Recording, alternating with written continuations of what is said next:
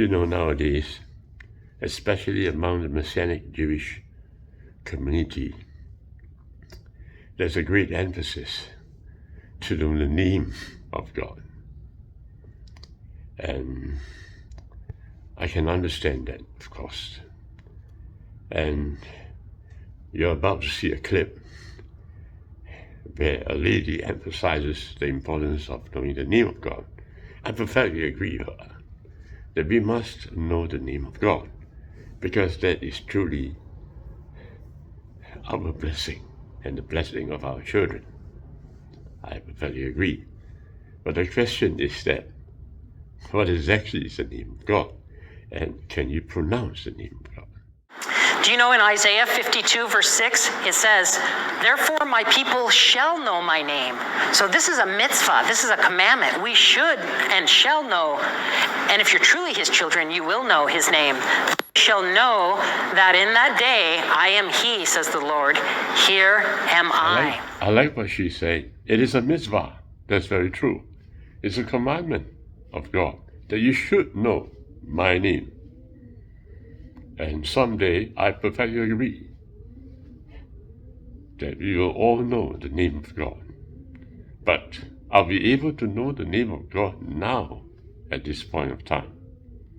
Now, in the last clip, notice very carefully what God said. He said, "Here am I." That's right. So knowing the name of God, and if you do not know, "Here am I," are you knowing the name of God, or are you blaspheming God?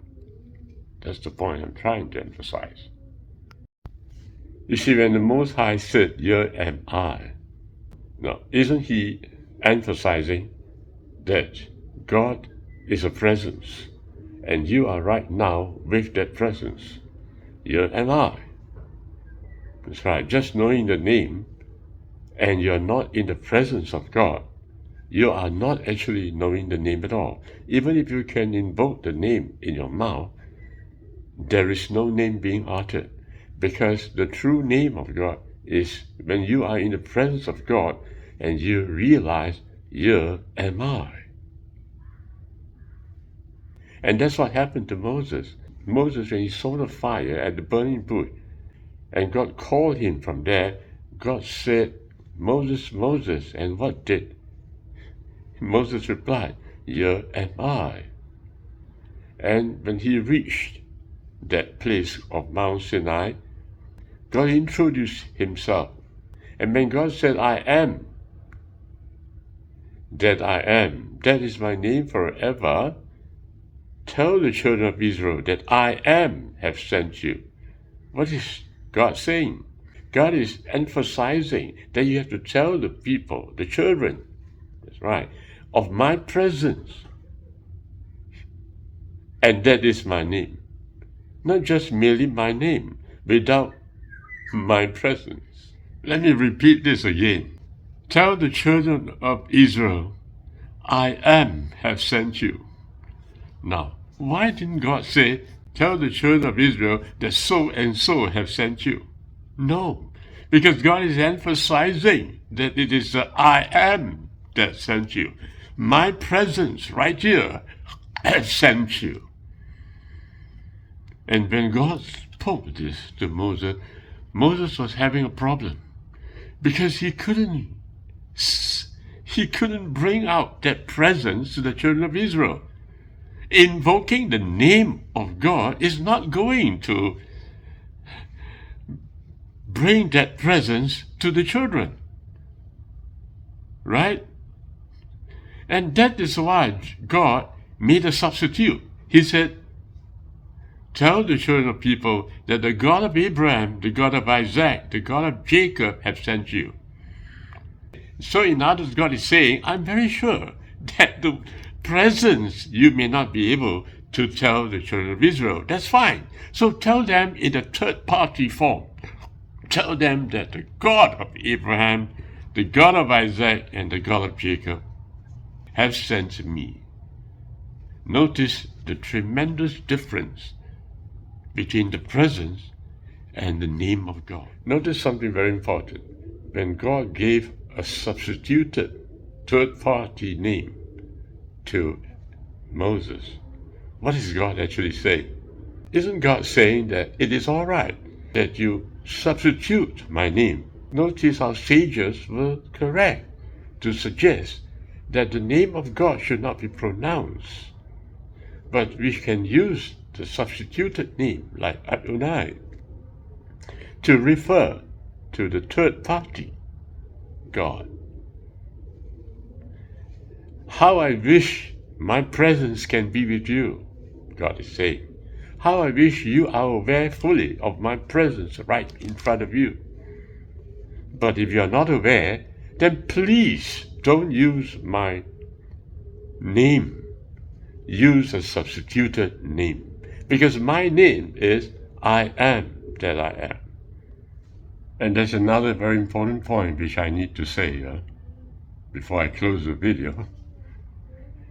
You see, how is it that God introduced to Moses the I am? The reason is because Moses realized the I am himself. We know in the Bible that Moses was able to talk to God face to face. That's right. So it is very clear that Moses is fully aware of the I am within himself.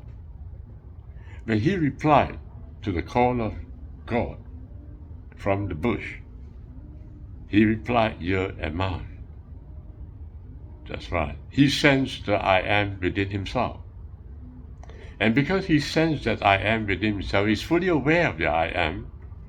That is why God introduced to him, I am that I am.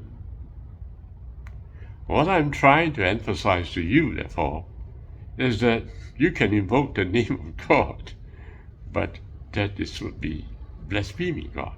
If you are not aware of the I am in you.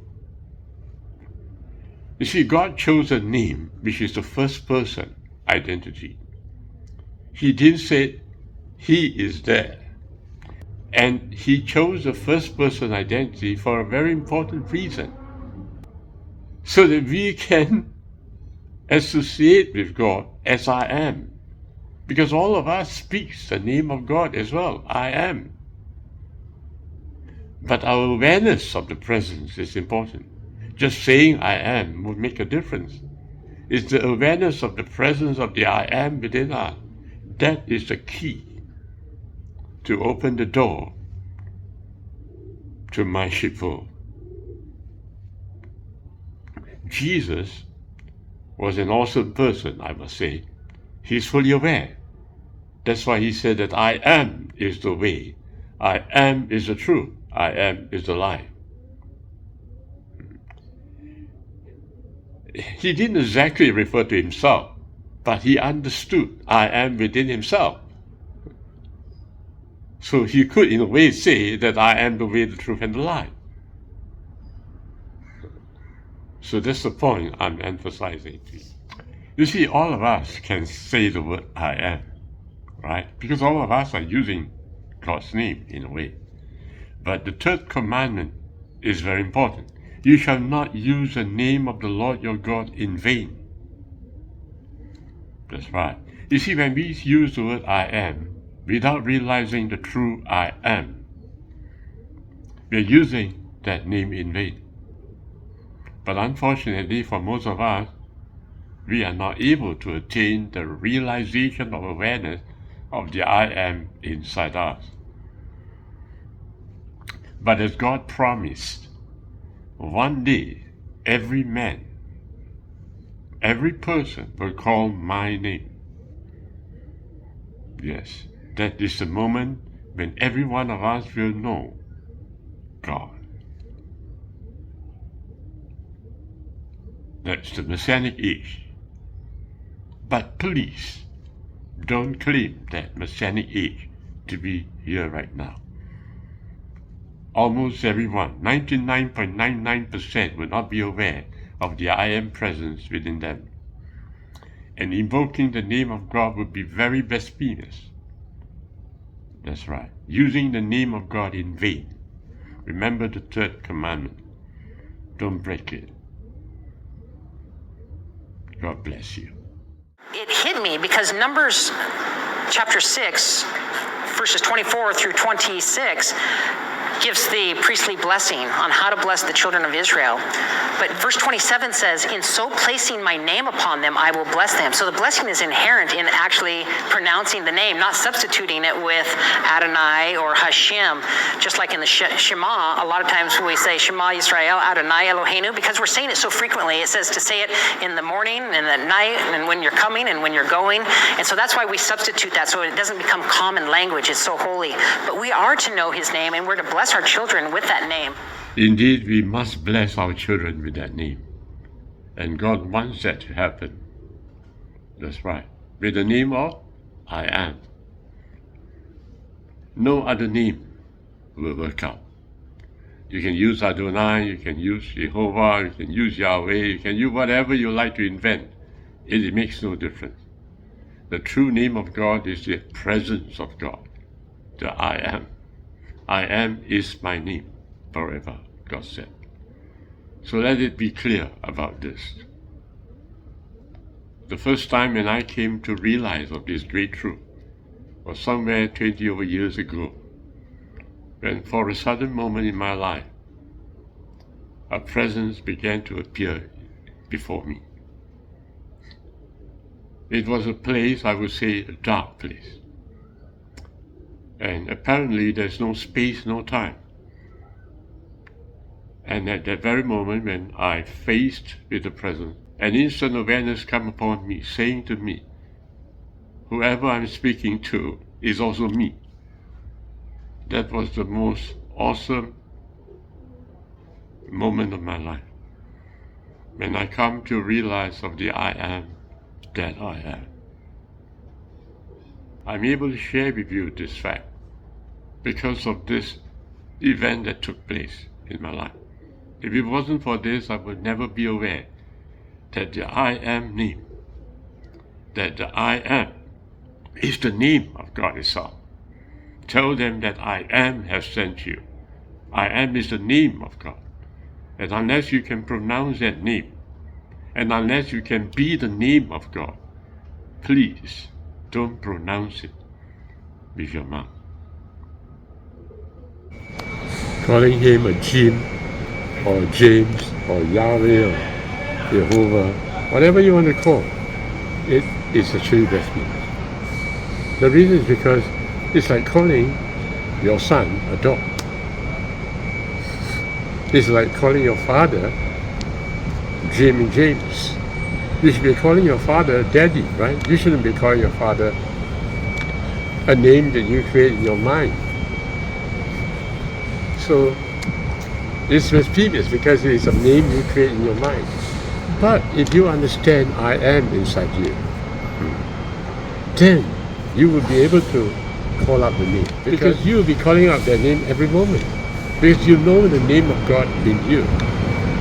That is the moment when you can call the name. Do not artificially make yourself holy, saying that you know God's name and therefore you are very special and holy before God. There is no need for this kind of evil that's now taking place all over in this world today.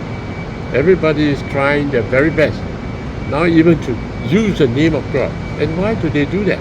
Because they don't see changes in their life. They don't see miracles, and they're trying to get whatever they can get to get miracles, but they don't see. So they thought to themselves, it must be that I missed out on the name of God. Just be aware, and it's very simple. When you look at the world, just always look at the universe from yourself, from the true observer. And be aware of this true observer that's watching all the time. You are better off this way than humming in your mouth all kinds of prayer and all kinds of names that doesn't matter at all to God. Because when you observe the world from yourself, and you're aware that you're observing the world from yourself, you are actually allowing God to dwell in you. That's far better. Nobody needs to know about it, and nobody can know what you're doing. So unfortunately, you cannot make yourself known in the church or make yourself known in the temple that you are most holy. No, you can't. There's nothing of that sort taking place. You just simply have to observe the world from your own true observer. By doing that, yes, by doing that, you have found God. And if you're not sure what to do, follow my videos. I share with you some of the things that I do that will help you to discover God in yourself, to discover I am.